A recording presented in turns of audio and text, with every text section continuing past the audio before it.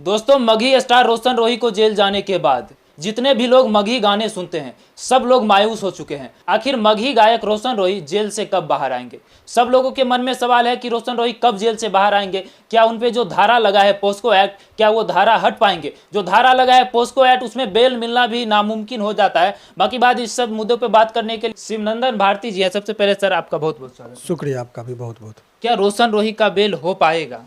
मैं कह रहा हूँ कि बेल मिलेगा और बेल मिलेगा, बेल मिलेगा। सबसे पहले जो मुख्य धारा इसमें लगाया गया है जिसके वजह से थोड़ा सा कठिनाई लोगों को महसूस हो रही थी, वो पॉक्सो एक्ट के अंतर्गत ये मामला दर्ज किया गया था। तो पॉक्सो के लिए सबसे पहले ये दिखाना होगा कि जो पीड़िता है उसका उम्र 18 वर्ष से नीचे का होना चाहिए। तो 18 वर्ष से हम लोग के पास जब कभी भी केस आता है तो कोर्ट के अंदर की प्रक्रियाएं अलग होती है। उसमें यह है कि जो भी बात आप कर रहे हैं वो रिकॉर्ड पर आना चाहिए, यानी कि सबूत उस बात का हो। जो इल्ज़ाम इसके ऊपर लगाया गया कि दुष्कर्म किया गया, मर्जी के खिलाफ किया गया, ये एलिगेशन है तो पहला और बेसिक इंग्रेडिएंट है कि वो बच्ची जो इल्ज़ाम लगा रही है किसी भी इस केस के माध्यम से, आपको ये हम चाह रहे हैं कि चूँकि आप लोग का एक जिम्मेदार चैनल है तो और मेरी अपनी मर्यादा है, इसीलिए हम व्यक्तिगत टीका टिप्पणी पर नहीं करके जो केस आया है उसी केस में जेल गया, वो लिखावट के आधार पर जेल आधार पे बात। तो ये चीज़ें आप समझिए कि कैसे पॉक्सो में बेल मिलने की संभावना है इस केस में खास करके। तो पहला ये चीज़ देखिए कि इस केस में जब कभी भी 3-4 चीज़ें हैं, चूँकि एक जनता के बीच में मीडिया के माध्यम से एक तरफा ओपिनियन चल रहा था कि घटना रेप हुआ, ये हुआ, विभिन्न तरह की बातें। तो वो हम तमाम तरह का चीज़ आपको दिखा रहे हैं जिससे आपका अपना पता चलेगा कि उल्टे क्या क्या इसमें कहानी बन सकती है। अभी फ़िलहाल आप देखिए ये जो घटना बताया जा रहा है तो किसी भी व्यक्ति का यदि पीड़िता का एज निर्धारण, जब कभी भी प्रोसेस ये है कि जब कभी भी किसी व्यक्ति पर कोई आरोप लगाया जाता है तो आरोप लगाने के बाद अनुसंधान होता है और पीड़िता का मेडिकल कराया जाता है। मेडिकल इसलिए कि यदि किसी पर कोई कह रहा है कि ज़बरदस्ती हमारे साथ दुष्कर्म हुआ, तो दुष्कर्म हुआ होगा तो उठापटक होगा, शरीर पर स्क्रैचेज, नाखून का निशान, बाल का चोट का निशान, तो वो सभी देखा जाता है। जो निजी अंग है वहाँ पर रैसेस, माने बहुत सारे चीज़, ज़बरदस्ती का अलग प्रमाण होता है इत्यादि चीज़ों का वो लगाया जा रहा है कि इनके एबॉर्शन भी कराया गया। तो विभिन्न तरह का चीज़ों को डॉक्टर साहब चेक करते हैं। तो पहला इंग्रेडिएंट जिसके आधार पर यह है कि केस शुरुआती दौर में ही टैटाफिस इसलिए हो जाएगा कि एज का निर्धारण में बहुत ही बनावटीपन किया गया और जानबूझ के फर्जी कागज बनाया गया था एज को दिखाने के लिए। उसका प्रमाण ये है। पहला ये चीज़ देखिए कि जब वो एज का किया, ये डॉक्यूमेंट्स भी मैं आपको दिखा रहा हूँ, सभी लोग दिखाइए। इसमें एज निर्धारण करने के दांत का वो देखा जाता है, दांत से संबंधित वो चीज़ है, दिखा रहे हैं। अभी हम आपको दिखा रहे हैं, पहले ये देखिए दांत। तो दांत में देखिए ऊपर में 15, ऊपर में 15 लिखिए, ऐसे करके दिखा। हाँ, या बाद में आप ले लीजिएगा इसको, हाँ लीजिए, ठीक है। वो दिखा रहे हैं जो चीज़ आपको पॉइंट आउट करेंगे। ये जो 15 दांत दिखा रहा है, ऊपर 15 दांत नीचे, यानी 30 दांत। तो कहिएगा दांत से, तो देखते होंगे पहले गांव में जब जानवर का कड़ी बैल को बोलता कै दांत का बैल है, उसे दांत से उसका उम्र का पता चलता था। तो उसी तरीके से इंसान का भी दांत का एक तो चीज़ ये है। बहुत सारा इसके साथ शरीर पर जो है क्या कोई वायलेशन पाया गया, इंजुरी पाया गया, तो उसके संबंध में भी देखिए कह रही कि मारपीट किया गया, कहीं कुछ नहीं है।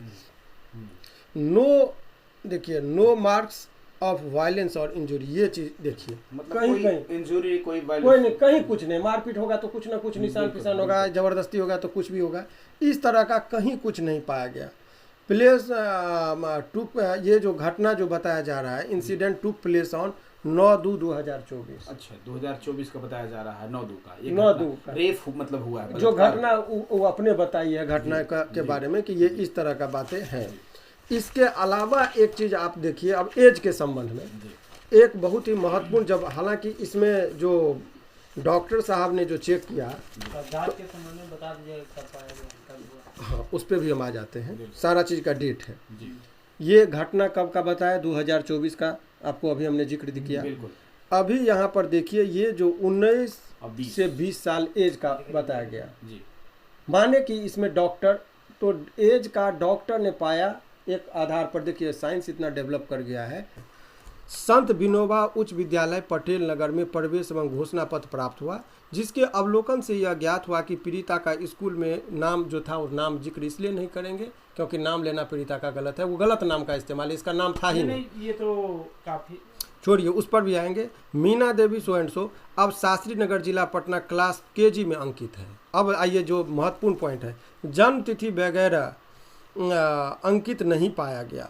जन्म तिथि उसका देना था, जानबूझ के क्यों नहीं दिया गया? आगे और देखिए, परंतु प्रधानाध्यापक महोदय का नीचे में हस्ताक्षर तिथि 13/1/2006, यानी कि केजी में जिस टाइम में उसका एडमिशन हुआ, जिस तिथि को एडमिशन हो रहा है उस टाइम में इसका एज 2006 था, जनवरी का जी। करेक्ट, यहाँ तक कोई दिक्कत नहीं है, क्योंकि तो जिस दिन एडमिशन हुआ पैदा लेते ही तो एडमिशन नहीं हो गया।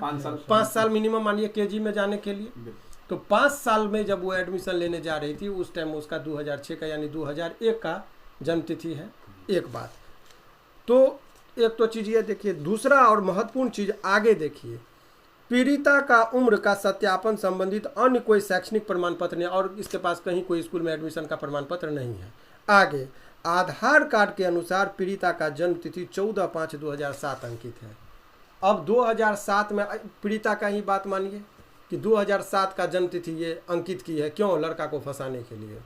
आधार कार्ड फैब्रिकेटेड बनाया गया था 2007 में। एक चीज़ बताइए कि 2007 में वो जन्म ले रही है और स्कूल में एडमिशन कब का दिखा रही है? 2006 का। तो आखिर दोनों में से कोई ना कोई चीज़ को ये गलत तो है। जन्म लेने से पहले एडमिशन, यानी कि 2007 में व्यक्ति का जन्म हुआ और स्कूल में एडमिशन 2006 में हो गया था, तो क्या गलत है? इसका जवाब देना चाहिए आप लोग यदि जाए तो ये पूछिए कि ये क्या है। समाज के अंदर सारी चीज़ों को आना जरूरी है। किसी भी व्यक्ति को आज के डेट में पैटर्न बन गया है, हाँ एक्चुअल क्या बात है, हो सकता है कि कुछ अनबन हुआ हो, वो केस होना चाहिए।